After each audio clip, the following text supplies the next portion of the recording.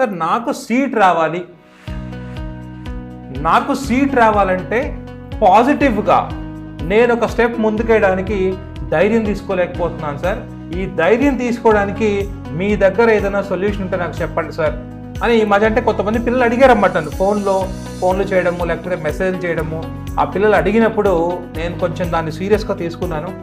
ఎలా చెప్తే బాగుంటుంది పిల్లలకి అని ఆలోచించినప్పుడు మనం ఒకసారి గీతాచరణ్ రిజల్ట్ చూస్తే ముప్పెడి గీతాచరణ్ ఈ అబ్బాయి ర్యాంకు 4,93,595 అండి.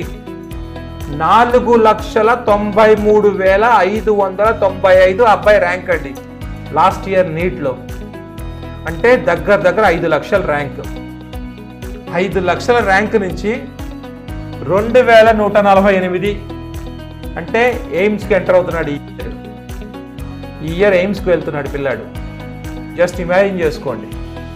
5 లక్షల ర్యాంక్ తోటి సెలక్షన్ రాని పిల్లాడు ఈ సంవత్సరము 2,148 ర్యాంక్ తోటి ఎయిమ్స్కి వెళ్తున్నాడు. అంటే ఇప్పుడు చెప్పండి మీరే, మీకు మీరు అవకాశం ఇచ్చుకోవడం కరెక్టా రాంగా? ఈ పిల్లాడు కూడా మీ పిల్లాడిలాగే. ఆ అబ్బాయి చేయగలిగేటప్పుడు నేను ఎందుకు చేయలేను? 5 లక్షలు వచ్చిన అబ్బాయి చేయగలిగాడు, ఎయిమ్స్కి వెళ్ళగలిగాడు. నేను చేయలేనా? నా వల్ల కాదా? నాకు నేను అవకాశం ఇచ్చుకోవాలా వద్దు అనుకునే ప్రతి ఒక్క స్టూడెంట్కి బెస్ట్ ఎగ్జాంపుల్స్ వీళ్ళు, కాదంటారా? మనందరికీ కూడా బెస్ట్ ఎగ్జాంపుల్స్.